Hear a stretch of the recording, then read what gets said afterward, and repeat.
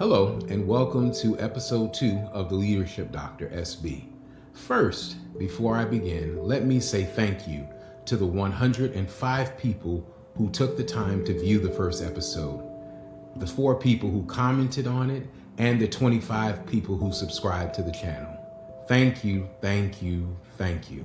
I'm immensely grateful and humbled by the fact that you saw value in what you heard and viewed, and you continue to engage. I also want to offer an apology for asking people to put their email addresses in the comment section. That was a kind of a first episode jitters moment, so forgive me. But if you desire to get the free PDF copy of the first 100 days, please feel free to email me at theleadershipdrsb@gmail.com. Again, that's theleadershipdrsb@gmail.com. I also want to speak to the outtakes and the imperfection moments of the first episode. So leaving those in was not by accident. That was purposeful. And it was purposeful because as the content reflected in the first episode about dealing with imperfections, dealing with moments where we have to sometimes start over, and dealing with moments where we sometimes have to pivot from, I purposely, with the capable advice of my editor, left that part in to show that sometimes we have to start again. When things don't work for us, we have to start again. When situations don't turn out the necessary way we think they should or desire they should, we have to start again. So those were left in there purposeful, but I thank you very much again for engaging with me in that moment. Today, we're talking about the Equitable Edge, New Rules of Leadership Power. The Equitable Edge, New Rules of Leadership Power. So take a moment, center yourself, focus in for a little while as we begin to look at this episode today. Let me start with a question that might make some people uncomfortable. And if you're serious about leadership, I want you to lean in to it. If your best people had to describe your leadership in one word, would they say fair, not nice, not chill, not easy to work with, fair? Because here's what I've learned over the years. People will tolerate pressure. They'll tolerate high standards. They'll tolerate hard work. But what they will not tolerate is unfairness, and for very long. In today's world, remote teams, hybrid teams, everybody everywhere, screenshots, traveling faster than explanations, unfairness doesn't just hurt feelings. It kills trust. It kills retention. It kills innovation, and it quietly kills your brand from inside out. So today we're talking about power, but not the old kind. Not power from titles, not power from control, not power from being the loudest voice in the room. We're talking about the new rules of power, specifically the new rules of leadership power. And the new power is equity. Yeah, let that sit in. I know sometimes that's a word we're not supposed to use, but equity. So let's get into it. Equity is one of those words that people react to before they define. Some hear equity and think politics. Some hear equity and think favoritism. Some hear equity and think lowering of standards. So let's clear the air real quick. When I say equity, I mean this. Equity is leadership that's fair on purpose, not fair by accident. Not fair when you're in a good mood, not fair when you remember to be fair, fair by design. And here's the key. Leadership is not judged by intention. Leadership is judged by impact. That's why equity is an edge. Because when people trust the system, they stop playing defense.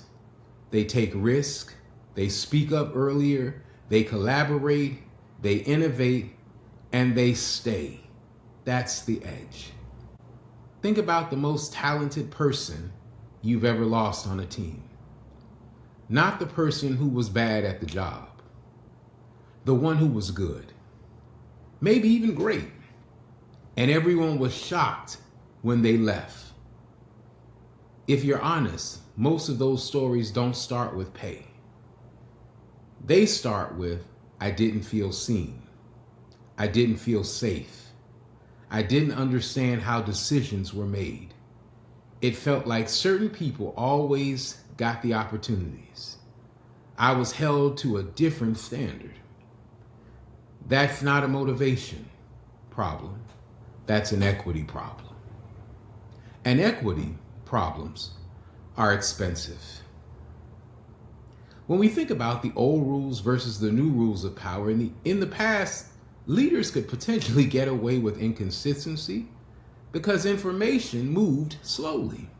Today, no. Your team compares notes instantly. Your culture is not what you say it is. Your culture is what people experience repeatedly. So let's talk about this shift. The old rule was secrecy is power. The new rule, clarity is power. The old rule, control is leadership. The new rule, consistency is leadership. The old rule, the loudest voice wins. New rule, the clearest standard wins. Old rule, people should just figure it out. New rule, leaders make the invisible rules visible. Leaders who don't evolve will keep losing great people and blaming this generation. Leaders who do evolve build teams that stay because it's healthy, clear, and fair. I want to talk about the EDGE framework, EDGE. So let me give you some practical skill sets. The framework consists of 4 simple letters. It's powerful. EDGE. E for expose, D for design, G for grow, and E for execute. First E, expose the invisible rules. Most inequity isn't loud, it's quiet. It lives in unspoken rules, like who can challenge leadership without consequences. Think about that. Whose mistakes get coached and whose get punished? Who gets the benefit of the doubt? Who gets interrupted? Who gets opportunities? And who gets credit? Here's the danger. When rules are invisible, people assume they're unfair. So your job as a leader is to make rules visible. If you lead a team, you should be able to answer, what does good look like here? How are decisions made here? How do promotions work here? What behaviors get rewarded here? What behaviors are not tolerated here? If you can't answer those clearly, your team is guessing. And when people guess, they protect themselves. D for design systems for fairness. Here's the truth about the matter. You don't have a fairness problem. You have a system problem. People aren't consistent. Even great leaders have blind spots. We all do. So equity can't rely on personality alone. Equity relies on process. Say this with me. Vibes don't scale. Systems do. Decision logs, clear meeting criteria, opportunity tracking, feedback rubrics. When systems are fair, people may not love every outcome, but they trust the process. G for grow. Grow people through sponsorship. Average leaders manage tasks. Elite leaders develop people. But here's the difference. Development is not just feedback. Development is access. Sponsorship sounds like, I'm putting your name forward. I want you in this room. I want you leading this team. Because people can't grow if they never get real opportunities. Some people are coached in private and promoted in public. Others are corrected in public and coached never. That's not leadership. That's leakage. E, execute with shared power and accountability. This is where equity becomes real. Shared power means people understand how decisions are made. Leaders decide, teams vote, consult, then decide. Owner decides, no guessing, and accountability? Same standard, same energy, no exceptions. Here's a phrase to remember. We're going to be kind and we're going to be clear. Empathy and expectations. That modern leadership is power. The equity audit. Ask yourself, honestly, do people understand how decisions are made? Do they know what good looks like? Do the same voices dominate meetings all the time? Are opportunities distributed intentionally?